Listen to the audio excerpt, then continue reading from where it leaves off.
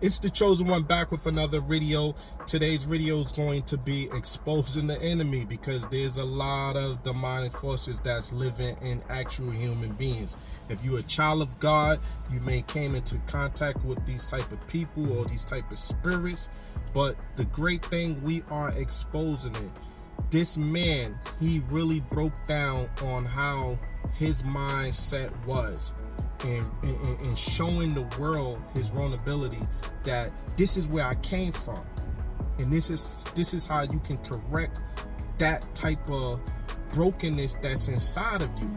You know, at the end of the day, we do not wrestle against flesh and blood.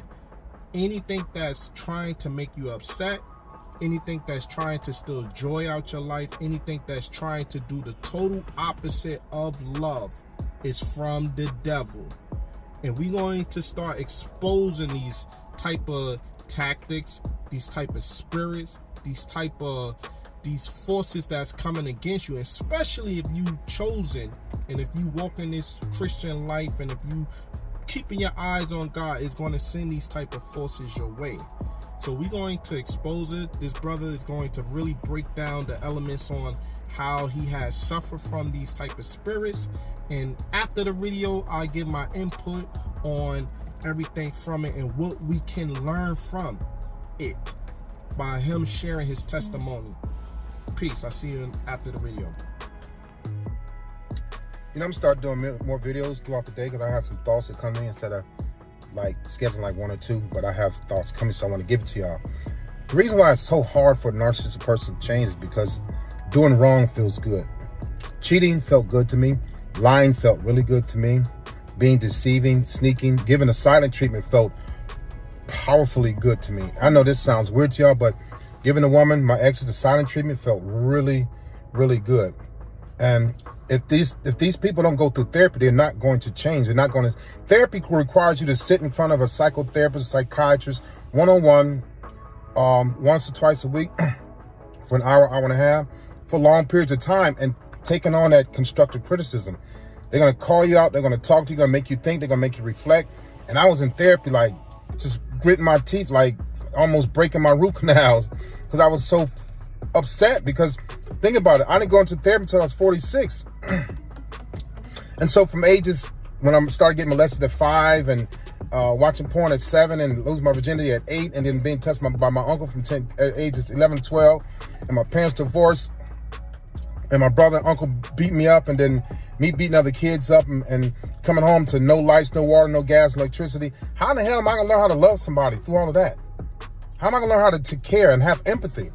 Empathy and love was taken from me. I'm letting you all know, when you're dealing with somebody like me, male and female, because women are narcissistic too, but when the empathy and love, love is stripped from you, or you're not taught, or you don't hear I love you as a kid, it don't feel good when you hear it as an adult. It don't feel good when people say, hey, Leon, do you love me? You know, my ex used to always ask, Leon, do you love me? You haven't said it in a while. I'm thinking, like, I don't want to hear that. I didn't want to hear love. I didn't want to care. It felt better not to love. It did. It felt better not to care. It felt better making a woman cry. It felt better making my coworkers cry and watch them crying and curl up in a ball. I wasn't going to change until I went through therapy. I didn't even volunteer to go through therapy. Narcissistic people don't volunteer to go through therapy because it feels so good. Like, why should I go to therapy and change? Because I don't want to change who I am, because it feels good being a butthole. It feels good yelling at people and watching people curl up in a ball and cry. It feels good to hurt somebody and make them ignore you so you can have free time or peace time to cheat or watch porn. It felt good to push people away from me. That's why narcissistic people have a hard time changing. Haven't you noticed when you talk to one of them, you go, Leon, Leon, you going to apologize? They look at you like, my ex-girlfriends, all of them, my ex-wife, all of them said, I would never apologize. I'm like, hell no. Apologize is too much. It's too much like admitting to being defeated. Narcissistic people don't like to be defeated. They don't like to be discarded. They don't like to be ghosted. They don't like to be ignored. It will burn them up. I wasn't never violent, but when I get discarded and ignored, I will be so, like, hot. I mean, they get really mad, because narcissistic people are unfair people. We can do stuff to you, but you can't do it to us. When you do it to us, we go throw stuff around. We want to, become violent and walk away and go cheat and do all this crazy. It's just, trust me, being a narcissistic person is just a very draining life. It is. But therapy, if they don't go through therapy, y'all, I'm telling you, if they don't go through therapy, they're going to continue doing this day in, day out, month in, month out, week in, week out, year in and year out. Because it's not that they don't think there's anything wrong with them. They think that, but they enjoy hurting people. They enjoy playing games. They enjoy being sneaky. They enjoy lying. They enjoy making you think you're crazy. It's a good feeling. It's a euphoric feeling. I swear to God, it's a euphoric feeling, and it comes from deep on the inside. Because we always say, like I used to say, I'll never go back to being that broken kid, the one that was bullied, the one that was molested, the one that was touched, the one that was forgotten about, the one that wasn't loved. I'll never go back to that little kid, ever. And that's how I lived my life. I did. So if you're a person, you're a man or woman, because I know some women that they go to therapy. If I were to take them to therapy and sit there with them, which I won't do it, they'd be diagnosed because they're just as nasty as I was. You know, I know them quite well too. Good looking women, successful women, but and now I was dealing with them. I see a lot of myself in them. I was like, I don't know how people tolerated me. I don't. But listen, your people, your person, they have to get therapy.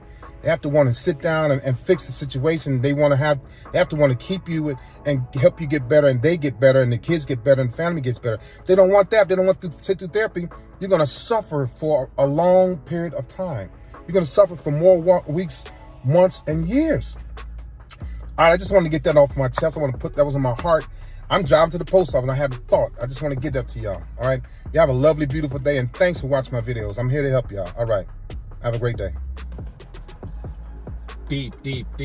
That's what this is what I'm saying. When you could take accountability of the actions, the violence, or either the behavior, demonic forces behavior, if you can take accountability on, okay, these are my characters, I would like to change this about me.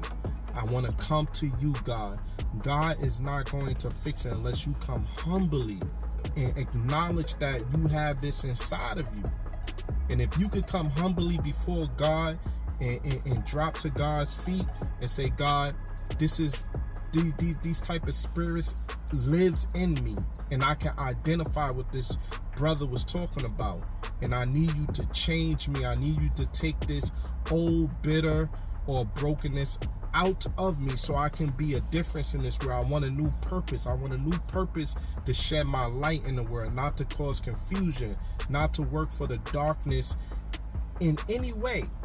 Come into the light. Come into Jesus Christ. For God so loved the world, he's gave his only begotten son. Whoever should believe in him shall have everlasting life. While we on this earth, we supposed to be in loving, peaceful, harmony, vibration in our spirit, in our walk of life. And anything that come into contact with it is from the devil.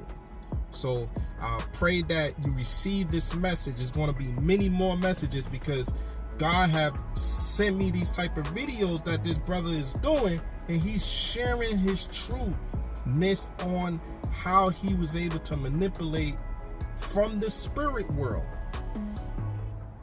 It came from the spirit world, the darkness world. But God is good. I pray your strength, just be on spiritual awareness, because if you're a child of God, even though you know you're going to have an everlasting life, there's a darkness planning for your defeat. There's a darkness planning to steal your joy. There's a darkness planning to take everything from you, and that's the devil. And Jesus warned us about that. Peace, love, happiness. See you in the next video.